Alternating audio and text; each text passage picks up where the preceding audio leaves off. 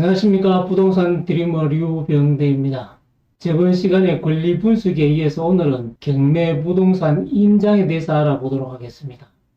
관심 부동산을 찾은 이후에 말소 기준 권리를 중심으로 해서 권리 분석을 세밀하게 합니다. 권리 분석을 하고 난 뒤에 인터넷 또는 경매 정보에서 시세, 학교, 교통 등 대략적인 입지를 확인하고 수집된 각종 자료를 활용해서 거기서 확인하지 못한 연식이나 세대수가 비슷한 부동산에 대해서 가격이 차이가 나는 이유, 또는 유찰이 여러 번 계속되는 이유, 또는 공개되지 않은 건매 가격, 그리고 등기되지 않는 유치권이라든지 법정지상권, 그리고 건물 외부 상태 등은 임장함으로써 확인이 가능합니다. 그래서 임장이 그만큼 중요하다는 것입니다.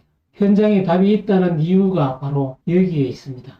임장이란 현장에 임한다는 뜻으로서 부동산을 구입할 때 해당 지역에 직접 가서 탐방하는 것으로 발품 판다라고 이야기합니다. 주로 부동산 투자 목적으로 다니는데 관심 물건의 주변에 시세라든지 인프라, 편의시설뿐만 아니라 미래 가치에 영향을 주는 상승 요소, 또 현지 부동산에 대한 정보, 그리고 공부와 차이 등을 세밀하게 조사하는 것입니다. 임장이 꼭 필요한가? 정보가 넘치는 현 인터넷 시대에 필요 없다고 이야기하는 사람도 있습니다. 그러나 거액의 자금으로 투자하는 부동산을 눈으로 확인하지 않고 투자하는 것이 과연 맞을까? 현장에서만 확인할 수 있는 것이 분명히 존재합니다. 의의분분하지만은 본인의 선택에 따라서 하면 될 것 같습니다. 대부분 경험 많은 고수들도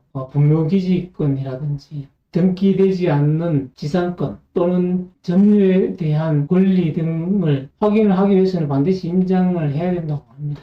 임장에서 많은 자료와 필요한 정보를 얻기 위해서는 사전에 철저히 준비를 해야 된다고 합니다. 임장 계획을 세밀하게 하면은 다시 임장하는 경우 또는 헷갈리는 부분 최대한 줄일 수가 있겠죠. 임장할 때는 반드시 임장 목적, 예를 들어서 임차인이 있을 때는 임대 내역이 사실인가, 또 물건 상태가 누수되는 부분이 없는가 등등 목적을 반드시 두어야만 놓치지 않고 임장을 할 수가 있겠죠. 임장 시기도 마찬가지 권리 분석할 때 세워두면은 효과가 충분히 배가시킬 수가 있습니다. 그리고 임장 순서도 차량으로 전체 동선을 살펴보고 그래서 세세 부분까지 임장한다는 계획을 세워두고 순서도 정해두면은 누락되는 부분이 없겠죠. 그리고 현장에 가서 부동산에 질문해야 될 내용들 또는 점유자와 대화해야 될 내용들 그리고 임장 시 체크해야 될 부분을 리스트로 정해 놓으면 세밀하게 임장을 할 수가 있습니다. 그리고 임장했던 내용들을 메모장에 두고 사진도 촬영을 해두면 여러 물건을 임장할 때 헷갈리는 부분이 없을 겁니다. 임장하기 전에 분석했던 자료들과 현장에서의 차이라든지 분석한 자료에서 얻지 못한 정보들을 현장에서 반드시 확인을 해야 됩니다. 해당 물건에 대해서도 명도 가능한지, 체납 관리비가 없는지, 공구상에서 확인할 수 없던 인수 권리가 있지 않는지 체크리스트를 명확히 해둠으로써 낭패보는 일이 없을 수가 있습니다. 예를 들어 임도 명령을 하기 위해서는 상대방이 확정되어 있어야 됩니다. 선순위 배당에 해당되는 임차인이 무상거주 확인서가 작성되어 있지 않은지도 명확하게 확인해 둠으로써 입찰할 당시에 최적 입찰가 산정하거나 수익을 많이 낼 수 있는 경매 효과를 최대화할 수가 있습니다. 현장을 하면서 체크해야 될 22가지 리스트를 작성했는데 이보다 더 많이 있을 겁니다. 그러나 중요한 부분을 추려보았습니다. 첫 번째로 네이버나 카카오 맵에서 위성 사진으로서 주변이라든지 입지 상태를 디렉적으로 확인을 해 두어야 됩니다. 감정평가서도 세밀하게 살펴봐야 됩니다. 오래된 감정서이면은 매각가가 정해질 때 저렴하게 정해지겠죠. 특수 물건을 검색하면 확인할 수가 있습니다. 감정평가서에 기록된 불법 용도 변경했던 물건이 없는지, 위반 건축물이 없는지 기록되어 있을 수 있습니다. 살펴봄으로써 사전에 예방할 수가 있겠죠. 그리고 건축물 관리대장과 현황을 반드시 비교해 봐야 됩니다.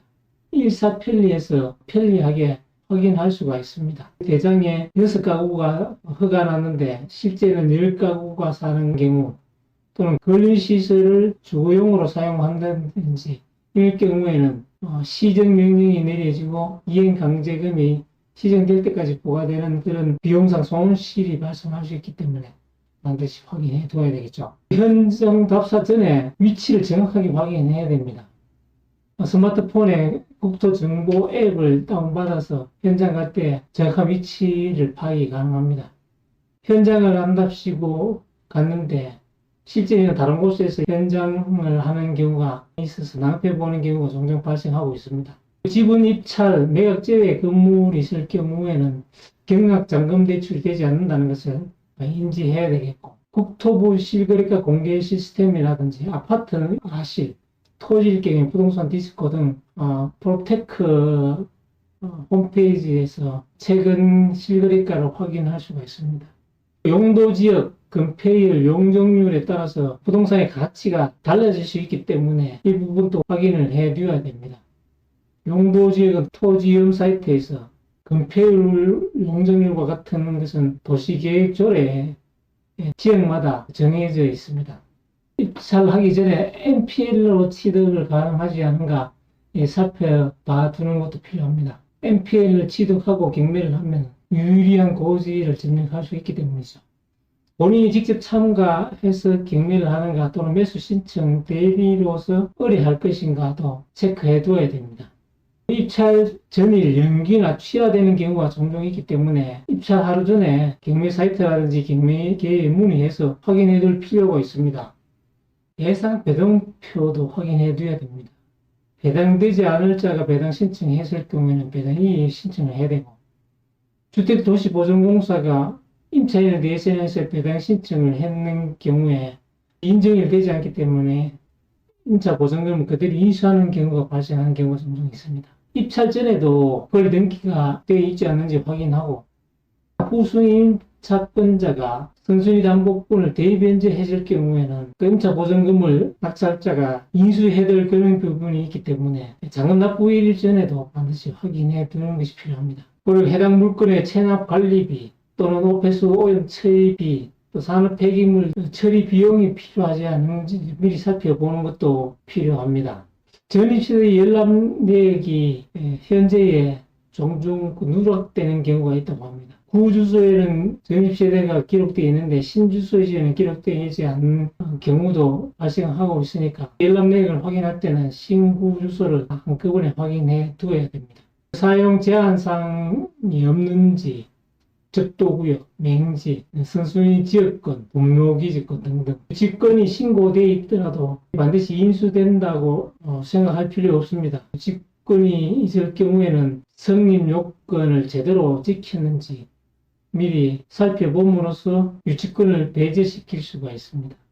1000세대 이상 중대형 단지라든지 재개발, 재건축 효과, 또 건매가 없는 곳 등등 미래 가치 상승 요인도 살펴봐야 되겠죠. 그리고 건축 중인 것은 건축주라든지 시공사를 건축가의 정보 공개 요청을 해서 반드시 확인해 둬야만 유치권, 법정지상권에서 인수되는 또는 사용을 못하는 그런 부분을 미리 예방할 수가 있습니다. 용도가 다양하면 당연히 물건의 가치가 상승을 하겠죠. 용도 변경이 가능한지 확인해 두는 것도 필요합니다. 토지를 매입하는데 미등기 건물, 무허가 건물도 법정지상권이 성립할 수 있기 때문에 상세히 살펴두어야 됩니다.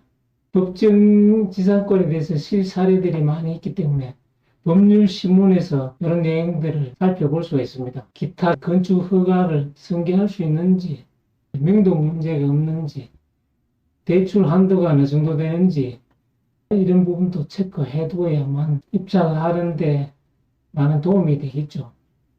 여러 가지 체크 사항들을 체크해 둠으로써 입찰가를 미리 정할 수가 있고 그에 대한 기대 수익률도 확인할 수가 있습니다. 체크리스트를 작성을 하고 사전 계획을 함으로써 임장하는 효과를 배가시킬 수가 있습니다. 임장함으로써 그만큼 경매물건에 대한 수익을 증대시킬 수 있다는 것을 명심하고 임장을 꼼꼼히 해야 될 것 같습니다. 오늘은 여기까지 하겠습니다. 더 좋은 정보로 다시 찾아뵙겠습니다. 감사합니다.